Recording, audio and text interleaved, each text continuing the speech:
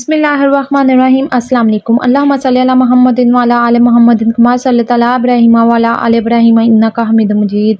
अल्लाहुम्मा बारिक अला मुहम्मदिन व अला आलि मुहम्मदिन कमा बारकता अला इब्राहीम व अला आलि इब्राहीम इन्नका हमीदुम मजीद। प्यारे दोस्तों, आपका बहुत बहुत शुक्रिया। आप मेरे वीडियो को देखते हैं, लाइक करते हैं, सब्सक्राइब करते हैं, इससे मेरा बहुत ज़्यादा हौसला बढ़ता है। कल हमने हज़रत राबिया बसरी की पैदाइश के मतलब बताया था, आज उनके बचपन के बारे में बताएंगे। तो चलते हैं अपनी कहानी की तरफ, और मेरे कमेंट ज़रूर किया करें वीडियो में, और प्लीज़ दुआ कीजिए कोई ना कोई वीडियो वायरल हो जाए। आइए हम चलते हैं उनके बचपन की तरफ। हज़रत राबिया बसरी आपने इंतहाई गुर्बत के माहौल में परवरिश पाई। 5 साल की उम्र तक आपका बचपन अपने वालिदैन के साए में गुजरा। आपकी पैदाइश पर घरेलू हालत कुछ बेहतर हो गई थी, जिस पर वालिदैन बहुत खुश थे। चूँकि आपके वालिद खुद सूफ़ी थे, किसी के सामने दस्ते सवाल दराज़ करने को अच्छा नहीं समझते थे, हर वक्त ईमान और सब्र का दामन थामे रहते। लिहाजा हज़रत राबिया बसरी की ज़हानत ने माँ बाप के ज़हद व तक़वा और फ़िक्र व फ़ाक़ा से क़नाअत की लाज़वाल दौलत पाई और ख़ामोशी को अपना शेवा बना लिया। वो आम बच्चियों की तरह चीज़ों की फरमाइश नहीं करती थीं।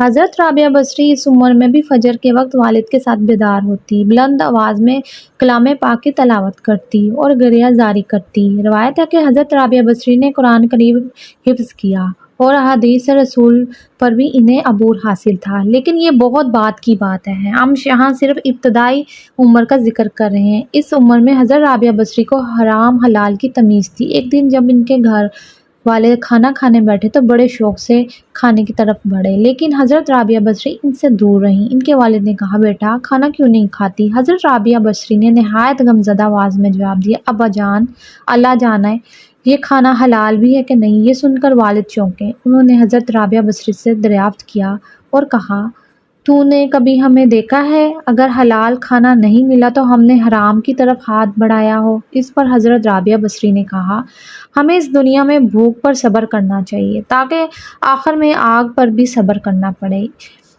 इस रात जब वालिदा बचा हुआ खाना उठाने के लिए आईं तो बर्तन में कुछ नहीं था, बल्कि प्याला खाली था। हज़रत राबिया बसरी के वालिद इसके इस जवाब पर दिल में ताज्जुब करने लगे, क्योंकि इस किस्म की बातें तो जाहिद और आबिद अपनी मजालिस में किया करते थे। हज़रत राबिया बसरी जब कोई कुरानी सूरत ज़बानी याद करके अपने वालिद को सुनाती तो अशबार हो जाते और कहते, या अल्लाह, ये लड़की तो दूसरी लड़कियों जैसी नहीं है, इसे तूने क्यों पैदा किया? हज़रत राबिया बसरी की उम्र मुबारक जब सिर्फ 5 बरस की हुई तो नागहां वालिद का साया सर से उठ गया और इसके फ़ौरन बाद ही वालदा की वफ़ात का भी सदमा झेलना पड़ा।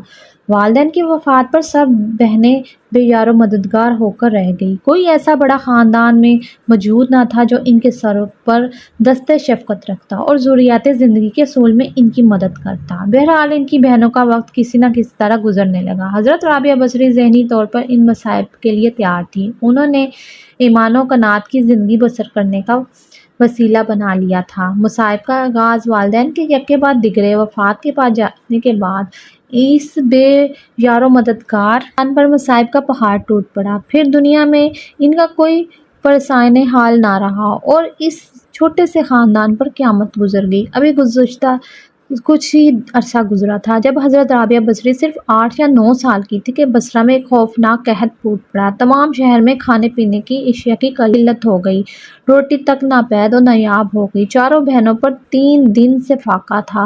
भूख की शिद्दत से तंग आकर घर से निकली ताकि शहर छोड़कर किसी ऐसे मुकाम की तरफ हिजरत कर जाए जहाँ खाने का कुछ मिल सके। अभी वो रास्ते ही में थे कि एक दूसरे से बिछड़ गई।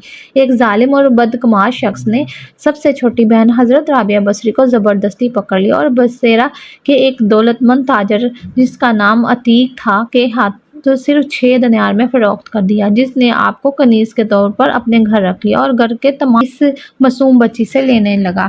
अयामे ग़ुलामी में है कि जिस शख्स ने आपको ख़रीदा वो आपको अपने घर ले आया और सख्त से सख्त काम करवाता, इतना मशक्क़त का काम लेने लगा। हज़रत राबिया बसरी सारा दिन काम काज में मसरूफ़ रहती, रात को थकन से चूर हो जाती, मगर आपने कभी उफ़ तक ना की। बचपन की तरबियत आपके काम आ रही थी क्योंकि आप गर्भन में पली बड़ी थी। आपकी उम्र मुबारक तकरीबन 12 साल हो चुकी थी। नौ उम्र होने के बावजूद आप इंतहाई मशक्क़त और ज़िम्मेदारी के साथ اپنا کام پورا کرتی اور مالک کو کسی قسم کی شکایت کا موقع نہ دیتی۔ جیسے جیسے آپ کی عمر بڑھتی جا رہی تھی، آپ کے ذوق عبادت میں اضافہ ہوتا جا رہا تھا۔ گھر کے کام کرنے کے بعد آپ رات بھر عبادت میں مصروف رہتی تھی۔ صبح ہوتے ہی اپنے آقا کی خوشنودی حاصل کرنے کے لیے گھر کے کاموں میں مشغول ہو جاتی۔ آخر کار اس شدید محنت نے آپ کو تھکا ڈالا اور آپ کے چہرے پر تھکن اور کمزوری کے آثار نظر آنے لگے، جس پر ایک دن مالک نے پوچھا، کیا تم بیمار ہو؟ آپ نے نفی میں آقا کی بات کا جواب دیتے ہوئے کہا، میں اپنے فرائض کی ادائیگی میں کسی قسم کی کوتاہی کو مرتکب ہو رہی ہوں۔ مالک آپ کے کام کی تعریف کی اور یہ کہا کہ اپنی صحت کا بھی خیال رکھو۔ آپ نے مالک کا حکم سنا اور سر جھکا لیا، مگر آپ کے معلومات میں کوئی فرق نہیں پڑا۔ دن بھر تو آپ دنیاوی آقا کے روزمرہ کے کام کرتی اور رات اندھیرے میں اپنے مالک حقیقی کے سامنے سجدہ ریز ہو جاتی۔ تذکرہ اولیاء میں ہے کہ ایک دفعہ تاجر آقا نے آپ کو گھر سے باہر کسی کام بھیجا۔ جب آپ جا رہی تھی تو اچانک کسی نامحرم کو سامنے آتا دیکھ کر گھبرا گئی اور راستے سے ہٹتے ہوئے گر پڑی، جس سے آپ کی کلائی ٹوٹ گئی۔ تکلیف کی اس حالت میں آپ نے خاک پر ہی سجدہ سجود ہو کر دعا کی کہ یا الہی، اگرچہ میں غریب و بے مددگار ہوں اور شکستہ قیدی ہوں جسے ان میں سے کسی بات کا غم نہیں، اور میں ان باتوں کی پرواہ نہ کرتے ہوئے صرف تیری رضا کی طالب ہوں، مجھے بتا کہ مجھ سے راضی ہے یا نہیں۔ اسی وقت ایک ندا آئی، یہ بھی آئی، جس میں کہا گیا، رابعہ غم نہ کرو، کل تمہارا وہ رتبہ ہوگا کہ آسمان کے مقرب فرشتے بھی تم پر رشک کریں گے۔ یہ سن کر آپ اپنی تمام تکالیف بھول گئی اور دلشاد ہو کر خاک سے اٹھی اور مالک کے گھر جا کر حسب معمول کام میں مشغول ہو گئی۔ آپ ہمیشہ روزہ رکھتی، پھر اپنے آقا کی خدمت میں مصروف ہو جاتی، جبکہ رات ہوتے ہی عبادت الہی میں مشغول ہو جاتی۔ ایک رات اتفاق سے آپ کا آقا بیدار ہو گیا۔